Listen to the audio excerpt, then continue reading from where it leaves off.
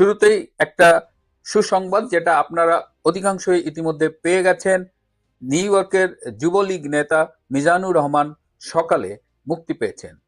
অনেকেই বলার চেষ্টা করেছিলেন যে এনসিপির সদস্য সচিব আক্তার হোসেনকে ডিম মারার অপরাধে নিউ ইয়র্ক পুলিশ তাকে গ্রেপ্তার করেছে, কিন্তু গতকাল আমি বলেছিলাম যে এই ডিম মারার অপরাধে এসব পশ্চিমা বিশ্বে কোনো পুলিশ কাউকে গ্রেপ্তার করে না, বরং মিজানের বিরুদ্ধে এই বিএনপির একজন একটা ফলস এলিগেশন দিয়েছিল পুলিশের কাছে। পুলিশকে বলেছিল মিজান ছুরি নিয়ে তাকে মারতে এসেছে এবং মিজানের কাছে সম্ভবত গান আছে, বন্দুক আছে। তো এরকম একটা অভিযোগ করলে পুলিশ যেটা করে, যার বিরুদ্ধে অভিযোগ তাকে থানায় নিয়ে আসে। তো সেই মিথ্যে অভিযোগের ভিত্তিতে পুলিশ তাকে থানায় নিয়ে এসেছে। পুলিশ চেক করে দেখেছে মিজানের কাছে ছুরি নাই, বন্দুক তো দূরের কথা। এবং কালকেই আমরা বলেছিলাম যে মিজান আদালতে গেলেই সকালে জামিন পেয়ে যাবে। নিউ ইয়র্কের মহামান্য আদালত তাকে মুক্তি দিয়েছে এবং এখন মিজান চাইলে ওই যে মিথ্যে অভিযোগ করেছে যে তার বিরুদ্ধে আইনি ব্যবস্থা নিতে পারে। মিজান সেটি করবেন কিনা সেটি তার সিদ্ধান্তের ব্যাপার। কিন্তু মুক্তি পাওয়ার পরে এখানে দুটো জিনিস, যে মিজান যখন বন্দী ছিল তখন আমাদের এই আমেরিকার যে আওয়ামী লীগ, যুবলীগ, ছাত্রলীগ আছে তাদের নেতা কর্মীরা যেভাবে থানায় ছিল, যেভাবে মিজানকে সাহস দিয়েছে, এবং মুক্তির পরে মিজানুর রহমান যে বক্তৃতাটি দিয়েছে সেটি আমাদের অনেককেই ভীষণভাবে অনুপ্রাণিত করেছে। আমি চাইবো সেই বক্তৃতাটা আপনারা একটু শোনেন। বক্তৃতার পরেই আমি এই ডক্টর ইউনূসের নিউ ইয়র্কের কিছু গোপন মিশন নিয়ে কথা বলবো। বৎসর থেকে নিজের জীবন এবং যৌবনের সর্বোচ্চটুকু দিয়ে যুক্তরাষ্ট্র যুবলীগের একজন কর্মী হিসেবে কাজ করে যাচ্ছি। কিন্তু আজকে আপনারা যারা জননেত্রী শেখ হাসিনার নির্দেশে গতকাল রাতে আমি কারাগারে যাওয়ার পর থেকে আপনারা সকলেই না ঘুমে না খেয়ে পরিবার পরিজনকে সময় না দিয়ে কারাগারের বারান্দায় ছিলেন। আপনাদের সবাইকে আমার ব্যক্তিগত পক্ষ থেকে, আমার প্রিয় সংগঠন যুবলীগের পক্ষ থেকে ধন্যবাদ এবং কৃতজ্ঞতা জানাই। সংগ্রামী উপস্থিতি, ইতিমধ্যে আমাদের আওয়ামী লীগের সভাপতি সাহেব বলেছেন আমরা এয়ারপোর্টে যে ঘটনা ঘটেছিল এই ঘটনার সাথে আমার অ্যারেস্টের কোনো সম্পৃক্ততা নাই। কারণ আমরা যেখানে আপনারা দেখেছেন এয়ারপোর্টে কুলাঙ্গার আক্তারকে যেভাবে ডিম নিক্ষেপ করেছিলাম, আমরা ওখানে সংখ্যায় কম ছিলাম, কিন্তু আমরা প্রতিজ্ঞা করেছিলাম যে আমরা আওয়ামী লীগের নেতা কর্মীরা এবার ভয়ঙ্কর রূপে ফিরব। তবে আমাদের বাইক অনেক, প্রায় 200 থেকে 250 নেতা কর্মীরা হোটেলের সামনে ছিলেন।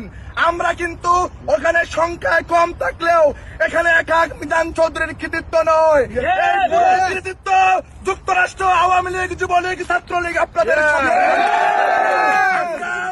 আমরা পরিশেষে একটা কথা বলতে চাই, যতদিন পর্যন্ত রাষ্ট্রনায়ক শেখ হাসিনাকে বাংলার মাটিতে ফিরিয়ে না নিব ততদিন পর্যন্ত যুক্তরাষ্ট্র আওয়ামী লীগের নেতা কর্মীরা যদি আমরা সবাই একসাথে জেলে যেতে হয় তাতেও আমরা ধন্যবাদ দিতে চাই যুক্তরাষ্ট্র আওয়ামী লীগের সভাপতি, যিনি আমি জেলে যাওয়ার পর থেকে আমার পরিবারের সাথে যোগাযোগ করেছেন, মাননীয় নেত্রীর সাথে যোগাযোগ করেছেন, আপনারা সকলেই নেত্রীর সাথে যোগাযোগ করেছেন, আপনাদেরকেও ধন্যবাদ।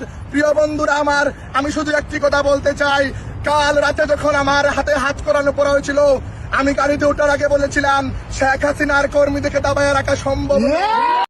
ডক্টর মোহাম্মদ ইউনূস এই যে এবার নিউ ইয়র্কে এসেছেন শুধুমাত্র জাতিসংঘের একটি সাধারণ পরিষদে বক্তৃতা দেওয়ার জন্যই তিনি 700 কোটি টাকা ব্যয় করে এই বিশাল বহর নিয়ে এবার আসেননি। তার অনেকগুলো হিডেন এজেন্ডা আছে। আজকে একটি উদ্দেশ্য নিয়ে আমি আপনাদের বলবো। এমনি আপনারা দেখেছেন যে তার সেই চিরচেনা হাসি হাসি মুখ, প্রোটোকল মেনে ছবি তোলা, আবার দেখলাম কোথায় একটা পুরস্কারও পেয়েছেন। পুরস্কার নেটওয়ার্কের মাধ্যমে পাওয়ার ব্যাপারটা তিনি খুব ভালো বোঝেন। তো এই যে যে মানুষটাকে আমরা দেখছি বিভিন্ন জনের সাথে কথা বলবেন, বিশ্বমঞ্চে বক্তৃতা দেবেন, হ্যাঁ, এবং তার সরকারি বয়ানে যেটা বলা হয়েছে যে কূটনীতি, উন্নয়ন আর গণতান্ত্রিক রূপান্তরের বার্তা নিয়ে তিনি নিউ ইয়র্কে এসেছেন, এই যে কথাবার্তাগুলো আমরা শুনছি, এর আড়ালে ডক্টর ইউনূসের মুখ জুড়ে একটা সূক্ষ্ম বেদনা খেলা করে যাচ্ছে। এটা আপনারা হয়তো খেয়াল করেছেন কিনা আমি জানি না। কারণ তিনি যে বিশ্বব্যাপী একটা সুনাম অর্জন করেছিলেন, আমাদের বাংলাদেশের একজন মানুষ হয়ে গ্লোবাল সেলিব্রিটি তকমা গায়ে জুটেছিল, নোবেল পুরস্কার একমাত্র নোবেল বিজয়ী বাংলাদেশের, তাকে সমাজের অন্য স্তরে নিয়ে গিয়েছিল।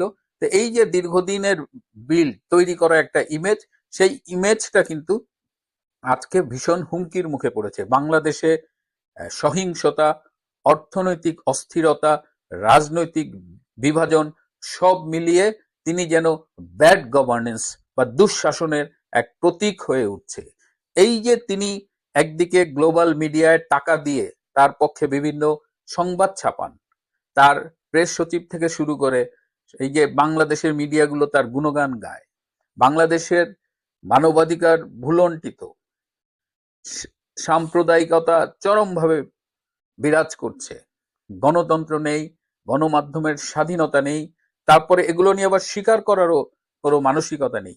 আপনাদের কি ধারণা যারা বিদেশে যেসব সরকার রয়েছেন, যাদের দূতাবাস বাংলাদেশে আছে, তারা কি বাংলাদেশের প্রকৃত চিত্রটা তাদের সরকারের কাছে পাঠায় কিনা? অনেক সময় এমন হয় যে তারা বাংলাদেশের মিডিয়া অনেক কিছু বলে, কিন্তু সত্যি যেটা ইনু যে ফেল করতেছে, এই ফেইলরের রিপোর্টটা কিন্তু তারা তাদের নিজস্ব চ্যানেলে মূল দেশের কাছে পাঠায়। সুতরাং এই অবস্থায় ইনুস কিন্তু খুব ভালো করেই জানে যে তার আগামী দিনগুলো খুব বেশি ভালো হবে না। এখন যে লোকটা 5 থেকে 10 বছর ক্ষমতায় থাকার স্বপ্ন দেখেছিল, এখন সে চাইছে ফেব্রুয়ারিতে কোনোভাবে নির্বাচন দিয়ে কেটে পড়তে। আমাদের যে বিশ্লেষণ, যে খবর আমরা ঢাকা থেকে পাই, তাতে আমাদের কাছে মনে হয়েছে যে ফেব্রুয়ারিতে হয়তো ডক্টর ইউনূস নির্বাচন দিতে পারবেন না, তার আগেই তাকে হয়তো বিদায় নিতে হবে।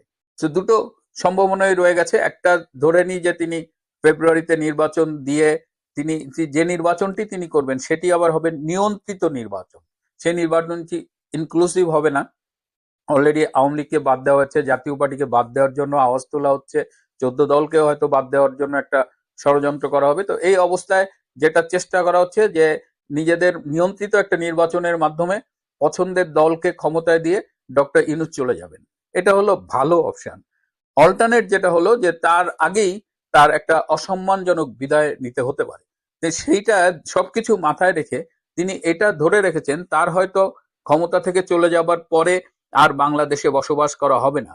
তিনি কোন দেশে থাকবেন এটা নিয়ে অনেকদিন ধরেই গুঞ্জন রয়েছে। অনেক দেশই তার তার একটা পছন্দের দেশ হলো ফ্রান্স, কিন্তু ফ্রান্স থেকে এখন পর্যন্ত যেসব ইঙ্গিত, যেসব খবর আমরা পেয়েছি, ফ্রান্সে তিনি ক্লিয়ারেন্সটা পাননি। ইস্ট তিমুর তার ফ্রেন্ড তার সেখানে প্রেসিডেন্ট, ইস্ট তিমুর তাকে নেওয়ার জন্য অধীর আগ্রহে বসে আছে। কিন্তু এইবার নিউ ইয়র্ক সফরে যে এই যে ডক্টর ইউনূস যে বিভিন্ন জনের সাথে মিটিং করবেন, হাই হ্যালো করবেন, এখানে বিভিন্ন প্রভাবশালী ব্যক্তির সাথে তার দেখা হবে, অনেক দেশের সরকার প্রধান বা অনেক দেশের প্রতিনিধির সাথে দেখা হবে। তিনি তার পছন্দের দেশগুলোর প্রতিনিধিদের সাথে আসলে নেগোশিয়েট করবেন যে তার বাকি জীবনটা তিনি সেই দেশে থাকতে পারেন কিনা। তিনি মরিয়া হয়ে একটা সেফ এক্সিট খুঁজছেন। এবারের নিউ ইয়র্ক সফরে তার অন্যতম গোপন মিশন হলো একটা সেফ এক্সিট নিশ্চিত করা। আরো খবর নিয়ে আসবো, আমেরিকা সফরের আরো ইন্টারেস্টিং খবর আমাদের কাছে আছে, আরো কিছু খবর তৈরি হবে, সব নিয়ে আগামী পর্বে আসবো। আজ এ পর্যন্তই। ভালো থাকবেন, সুস্থ থাকবেন, তার চেয়েও জরুরি হলো নিরাপদে থাকবেন। সবাইকে অনেক আশা করি বিষয়টি বুঝতে পেরেছেন। এ নিয়ে আপনার গুরুত্বপূর্ণ মন্তব্যটি অবশ্যই কমেন্ট বক্সে জানিয়ে দিবেন। ধন্যবাদ।